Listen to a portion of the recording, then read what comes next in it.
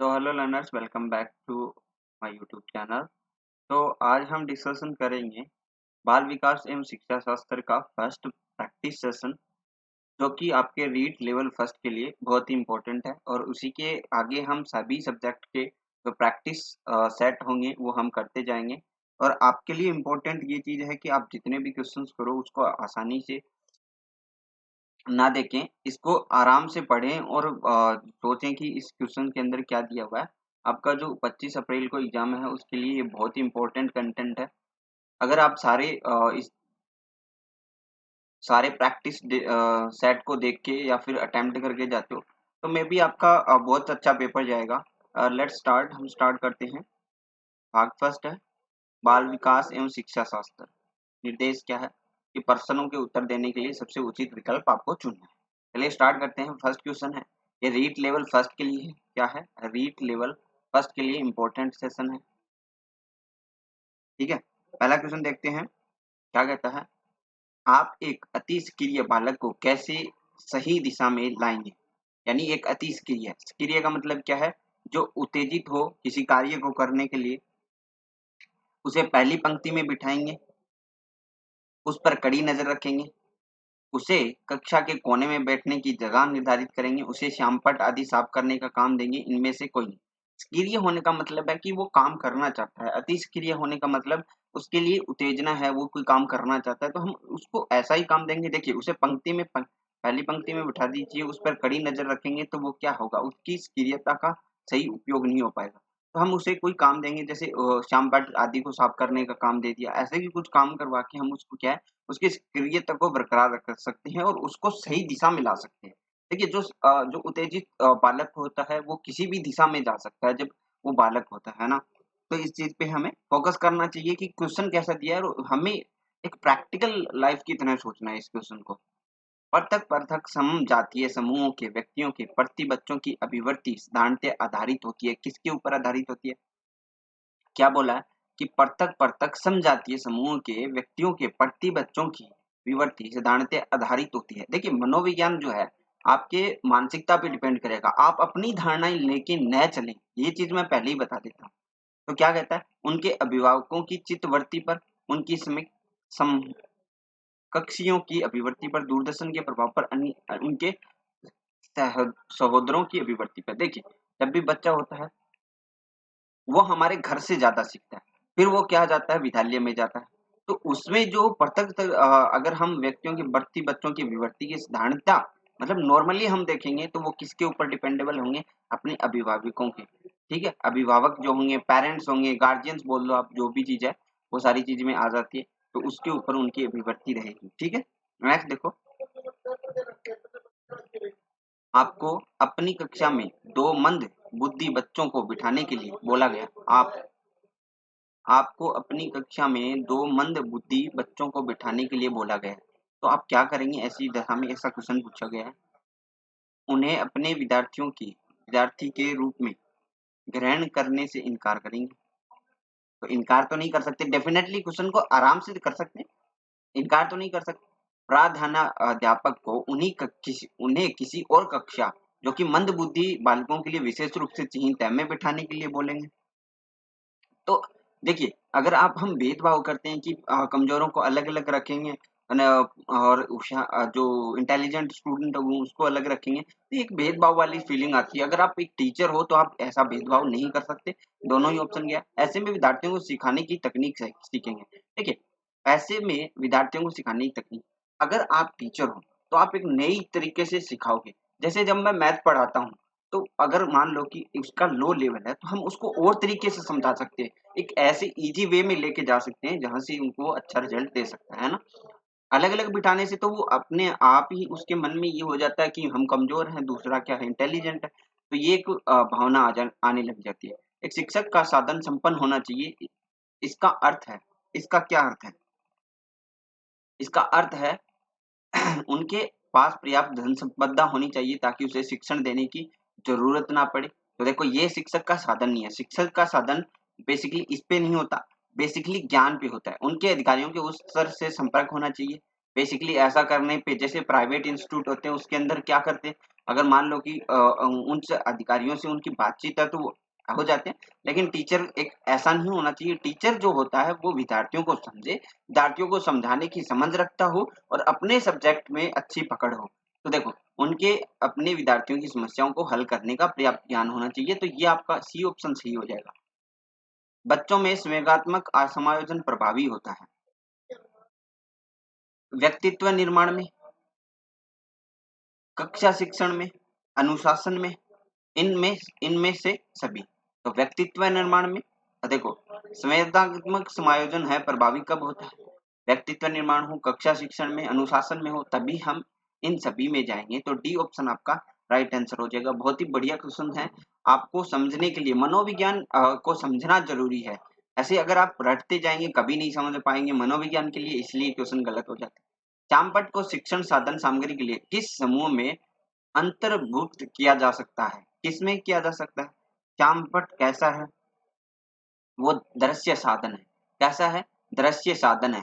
सुनने वाला तो शून्य होता है, लेकिन इसमें श्यामपट जो होता है ना तो बोलता है, वह सिर्फ दिखा सकता है। जिसपे जो कुछ लिखा है वो हम पढ़ सकते हैं। तो ये क्या है? दृश्य साधन। नेक्स्ट देखो, निम्नलिखित में से कौन कौन शिक्षण कुशलता से संबंधित है? शिक्षक जो शिक्षण कुशलता है उससे कौन संबंधित है? श्यामपट पर लिखना, प्रश्नों को हल करना, प्रश्न पूछना, उपयुक्त सभी। तो ये सारी चीजें होंगी जो जो स्टूडेंट शिक्षण में कुशल होगा वो श्यामपट पर लिखना भी जानेगा, प्रश्नों को भी हल करेगा और प्रश्न पूछेगा भी। ये भी चीज आती है। हम ये प्रैक्टिकल लाइफ में आप देख लेके चलें तो आपके सारे क्वेश्चन सही हो जाएंगे। अगर आप रियल लाइफ से कंपेयर करोगे तो कक्षा में जो विद्यार्थी प्रश्न पूछते हैं उन्हें क्या क्या करना चाहिए उनका, ये पूछा है आपसे। कक्षा के बाद शिक्षक से मिलने की सलाह दी जाए, गलत है। अलग से सलाह देने की जरूरत नहीं। कक्षा चर्चा में भाग लेने के लिए प्रो उत्साहित किया जाना चाहिए। तो सही बात है भाई, जब स्टूडेंट क्वेश्चन पूछ रहा है या फिर उसके अंदर उत्सुकता है तो हमें क्या करना चाहिए? कक्षा में जो चर्चा होती है उसमें भाग लेने के लिए उसको उत्साहित करना चाहिए। ठीक है। शिक्षा को किंडरगार्टन पद्धति का प्रतिपादन किया। किसने किया ये प्रतिपादन? तो ये टेक्निकल क्वेश्चन आप याद कर सकते हो। प्रोबेल ने। ऐसे में वैज्ञानिकों की जो परिभाषाएं हैं वो अलग से बता दूंगा आप सभी को, तो वो आप डायरेक्टली देख के जाना, 1-2 नंबर जरूर आ जाएगा। एक अभिभावक आपसे विद्यालय में मिलने के लिए कभी नहीं आता, आप क्या करोगे उसके लिए? बच्चों की अपेक्षा करोगे। बच्चों का इनका कोई मतलब नहीं है। अभिभावकों से आपको अगर मिलना है तो बच्चों के माध्यम से नहीं, आप डायरेक्टली भी मिल सकते हो, क्योंकि बच्चों के ऊपर हम कर नहीं सकते। बच्चे इतना फोर्स पेरेंट्स पे नहीं कर सकते। अभिभावक को लिखेंगे, आप स्वयं मिलने जाएंगे, क्योंकि एक अच्छे टीचर की यही भावना होनी चाहिए कि अगर किसी को वक्त नहीं मिल रहा तो आप टीचर हो, आपका काम है पढ़ाना, आपका यही काम है एक्चुअली। इस चीज को आप समझ सकते हो। बचपन का सांप्रतिक दृष्टिकोण की मान्यता है। मान्यता कैसी है? बहुत तरीके से बच्चे प्राप्त वयस्कों के बराबर होते हैं। बहुत तरीके से बच्चे प्राप्त वयस्कों के बराबर होते हैं। बच्चों को युवा प्राप्त वयस्कों के रूप में सबसे अच्छा माना जाता है। बचपन में आधारिक रूप से प्रतीक्षा अवधि है। बचपन वृद्धि एवं परिवर्तन की एक अनूठी अवधि है। तो बच्चे क्या होते हैं? एक बचपन में वृद्धि और परिवर्तन की क्या है? एक अनूठी अवधि है। क्वेश्चन नंबर 12 देखिए, एक प्रमाणीकृत पठन परीक्षण लेने के लिए 5वीं कक्षा को प्रस्तुत करने में शिक्षकों का अधिकाधिक परामर्श किया जाता है कि बच्चों को बोलने की परीक्षण बहुत महत्वपूर्ण है तथा वह सबसे अच्छा प्रदर्शन करेगा। पूर्ववर्ती परीक्षा से प्रधान प्रश्नों को चिन्हित करना एवं छात्रों को उन्हें उत्तर देने की अनुमति देना। निम्न कोटि के पाठकों को परीक्षण देना ताकि कक्षा के शेष बच्चे किसी भी तरीके से अच्छा करें। परीक्षण में आने वाले समान प्रकार के प्रश्नों के उत्तर देने के लिए छात्रों का अभ्यास करना। देखो, क्या बोला है? क्वेश्चन जो बोल रहा है उसी के ऊपर हमें आंसर देना है। क्या बोला? एक प्रमाणीकृत पठन परीक्षण लेना है आपको 5वीं कक्षा के लिए। ठीक है। प्रस्तुत करने के लिए यानी आपको 5वीं कक्षा की परफॉर्मेंस देनी है। तो आप क्या करोगे? क्या परामर्श दोगे स्टूडेंट के लिए? तो मैं ये चाहूंगा जो क्वेश्चन एग्जाम में आने वाले हैं उनके समान प्रश्नों को हम हल करवाएं, है ना? जिस तरह के क्वेश्चन आते हैं, जैसे अभी मैं आपको बोलूं कि रीट के अंदर ऐसे क्वेश्चन आएंगे तो मैं आपको क्या करवा रहा हूँ? इसी चीज का प्रैक्टिस करवा रहा हूँ। ये हमारा प्रैक्टिस सेशन है।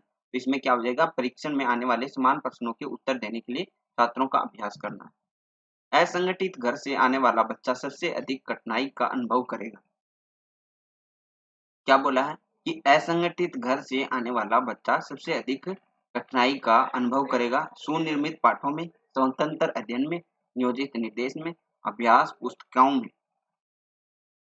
तो वो जो सुनिर्मित पाठों में है उसमें क्या करेगा, कठिनाई अनुभव करेगा। आप देखते हैं कि एक छात्र बुद्धिमान है, आप क्या करेंगे, उसके साथ संतुष्ट रहेंगे, उसके अतिरिक्त गृह कार्य देंगे, जैसे अधिक प्रगति कर सके उसे उसी तरह अनुप्रेरित करेंगे। देखिए, उसके साथ संतुष्ट रहना, ये बुद्धिमानी बुद्धिमानी को प्रेरित नहीं करना। आपको एक टीचर की तरह सोचना है कि ये स्टूडेंट अच्छा पढ़ रहा है और ये आगे तक जा सकता है, तो हमें उसी की राहों पे उसको क्या करना चाहिए, अनुप्रेरित करना चाहिए। अगर मान लो कि मैथ अच्छी है तो आप उसके ऊपर फोकस करवाएंगे। अतिरिक्त गृह कार्य देना तो एक भार जैसा होता है, गृह कार्य देना एक भार जैसा होता है। ठीक है, तो क्या हो जाएगा, सी ऑप्शन सही हो जाएगा। वह जैसे अधिक प्रगति कर सके उसे उसी तरह हम क्या करेंगे, अनुप्रेरित करेंगे ताकि वो आगे बढ़ सके। यदि कुछ विद्यार्थी कक्षा में अध्ययन की चित्तवृत्ति में नहीं है तो आप क्या करेंगे।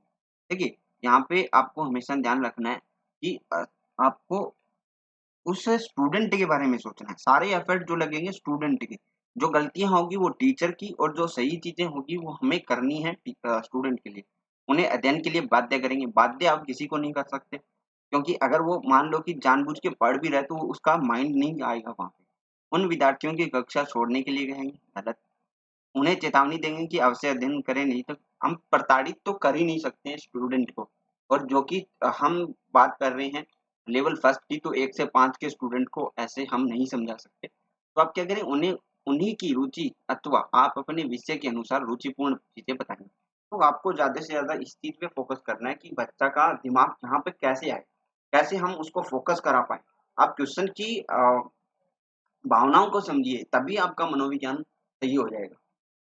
वह स्तर जिसमें बच्चा किसी वस्तु एवं घटना के बारे में तार्किक रूप से सोचना शुरू करता है, कहा जाता है। उस अवस्था को क्या कहा जाता है, ये आपसे पूछा है बेसिकली। तो क्वेश्चन नंबर 16 का आंसर हो जाएगा मूर्त क्रियात्मक अवस्था। मूर्त क्रियात्मक अवस्था वो क्या करता है, सोचना शुरू करता है, तार्किक विकास होता है उसके अंदर। बच्चों के बौद्धिक विकास की 4 सुस्पष्ट स्तरों को पहचाना गया था। किसके द्वारा पहचाना गया था, ये आपसे पूछा है। तो पियाजे के द्वारा पहचाना गया था, पियाजे द्वारा। अल्पवयस्क बच्चों के अधिगम प्रक्रम में अभिभावकों की भूमिका होनी चाहिए। कैसी भूमिका होनी चाहिए, उनमें अगर सक्रिय होना चाहिए। बच्चों के संज्ञानात्मक विकास को सबसे अच्छे तरीके से कहाँ परिभाषित किया जा सकता है, तो कहाँ परिभाषित किया जा सकता है, विद्यालय में किया जा सकता है, कक्षा में किया जा सकता है। देखिए, आप एक तो पब्लिकली आप स्टूडेंट को नीचा नहीं दिखा सकते, ये चीज आप मान के चलिए, उसको डांटना नहीं है। तो विद्यालय एवं कक्षा में हम उसके क्या है, संज्ञानात्मक विकास को सबसे अच्छे तरीके से परिभाषित कर सकते हैं। क्वेश्चन नंबर 20 देखिए, को अनुप्रेरित शिक्षण के लिए एक संकेत के रूप में विवेचित किया जाता है। किसको किसको किया जाता है, विद्यार्थियों द्वारा प्रश्न पूछना है, उसको अनुप्रेरित शिक्षण के लिए एक संकेत रूप में विवेचित किया जाता है। नेक्स्ट देखिए, कक्षा में विद्यार्थियों की रुचि बनाए रखने के लिए एक शिक्षक को उचित है, क्या उचित है, उसकी अभिरुचि बनाए रखने के लिए तो श्यामपट्ट का प्रयोग करना, ये कोई जरूरी नहीं है। कोई कोई स्टूडेंट बाहर देख रहा है तो वो बाहर देख कर श्यामपट्ट को देखेगी। चर्चा, कहानी सुनना, प्रश्न पूछना। देखिए, अगर आपको पूछता है कि रुचि बनाए रखें, तो स्टूडेंट क्या करेगा, क्वेश्चन पूछेगा। जैसे छोटे बच्चे पूछते हैं ना कि ये क्या है, ये क्या है। उसी तरह रुचि बनाए रखने के लिए हम क्या कर सकते हैं, स्टूडेंट को हमेशा रुचि बनाए रखने के लिए हमें प्रेरित करना चाहिए। ऐसी अपने तरीके आजमाने चाहिए जिससे रुचि बन सके। नंबर 22, विद्यार्थियों को विद्यालय में खेलना क्यों क्यों उचित है, क्यों उचित है। यह सहयोग एवं शारीरिक संतुलन का विकास करेगा, क्योंकि अगर हम खेलते हैं तो एक दूसरे का सहयोग करते हैं, साथ में उसके शारीरिक जो संतुलन है वो बना रहता है। परिवार एक साधन है, कैसा साधन है परिवार, परिवार एक साधन है अनौपचारिक इनफॉर्मल एजुकेशन का। ठीक है, वो फॉर्मल एजुकेशन तो नहीं कर सकता, लेकिन इनफॉर्मल एजुकेशन ग्रहण करता है परिवार से, जैसे उनको बताया जाता है, जैसे उनके घर की बातचीत होती है, जैसे उस घर का वातावरण होता है, वैसी शिक्षा वो ग्रहण करता है। इसे हम अनौपचारिक यानी इनफॉर्मल एजुकेशन कहते हैं। नेक्स्ट देखो, एक शिक्षक विद्यार्थियों में सामाजिक मूल्यों को विकसित कर सकता है। कैसे विकसित कर सकता है? आदर्श रूप से बर्ताव करके, ठीक है? ये चीज़ आपको इम्पोर्टेंट है, ये क्वेश्चन बहुत ही इम्पोर्टेंट है। सामाजिक मूल्यों को विकसित कर सकता है कैसे? आदर्श रूप से बर्ताव करके। एक शिक्षक के लिए सबसे महत्वपूर्ण क्या है? सबसे महत्वपूर्ण क्या है? ये आपसे पूछा गया। कक्षा में अनुशासन बनाए रखना, समयानुवर्ती, विद्यार्थियों की कठिनाइयों को दूर करना। तो सबसे जो महत्वपूर्ण कार्य है, देखिए ये कार्य भी महत्वपूर्ण है, लेकिन सबसे जो महत्वपूर्ण कार्य है, हमें पूछा गया है इनमें से कौन-सा महत्वपूर्ण है? तो विद्यार्थी हमारे लिए इम्पोर्टेंट है, अदर चीज़ें हमारे लिए इम्पोर्टेंट नहीं है। अगर मान लो कि कोई श्यामपट्ट पे नहीं पढ़ना चाहता, वो इम्पोर्टेंट नहीं है। हमें ये चाहिए कि विद्यार्थियों को जो श्यामपट्ट पढ़ने पे कठिनाई आ रही है, उसको हम कैसे दूर किया जाए। तो आपको मनोवैज्ञानिक तरीके से सोचना है। निम्न कक्षाओं में शिक्षण की खेल विधि आधारित है। इसमें आधारित है तो विकास एवं वृद्धि के मनोवैज्ञानिक सिद्धांत पे आधारित। किस सिद्धांत पे आधारित है? विकास एवं वृद्धि पे। शिक्षण का खेल विधि जो है ना, वो किस पे आधारित है? विकास एवं वृद्धि के मनोवैज्ञानिक सिद्धांत। डिसलेक्सिया संबंधित है। डिसलेक्सिया किससे संबंधित है? डिसलेक्सिया किससे? पठन विकार से। किससे संबंधित है? पठन विकार से। पठन विकार से। विशेष रूप से जरूरतमंद बच्चों की शिक्षा का प्रबंध होना चाहिए। कैसा होना चाहिए?